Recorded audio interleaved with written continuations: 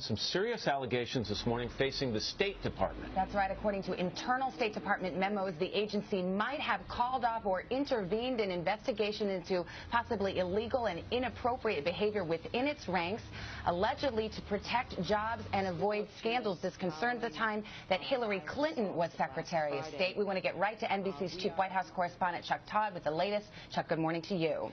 Good morning, Savannah. You know, there's an old saying in Washington that the cover-up is worse than the crime.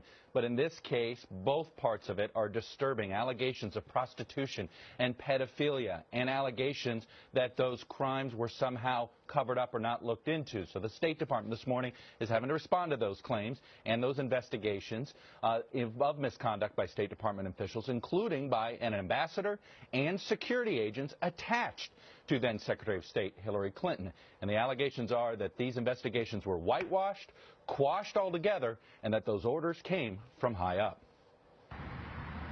NBC News has obtained documents related to ongoing investigations into some disturbing allegations involving State Department personnel and at least one ambassador.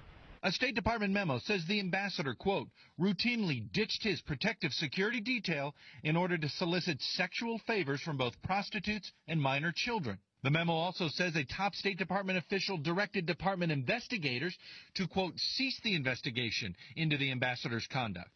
It's just one of what another document describes as, quote, several examples of undue influence from top state officials. On Monday, a State Department spokesperson will not confirm specific investigations. I'm not going to talk about specific cases, but I can say broadly that the notion that we would not vigorously pursue criminal misconduct in any case is preposterous.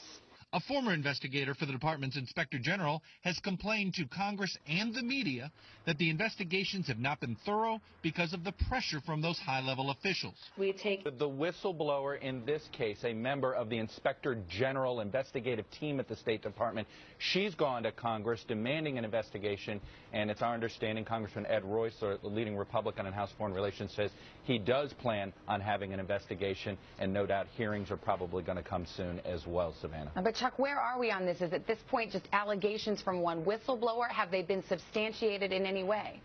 Well, here's what it is. The whistleblower says that this report, that the internal investigation having to do with how diplomatic security even investigated these allegations, that's where this scathing report came from. It's how the investigators somehow dropped the investigations, including into this ambassador and onto some other deal, including on folks that were part of security detail. So the allegations themselves haven't been fully substantiated by us, but this Inspector General whistleblower believes that the evidence was clear, but the problem was the investigation wasn't done in time to find out for sure if this misconduct was happening. More to come on this for sure. Chuck Todd, thank you very much. All right, and we are following.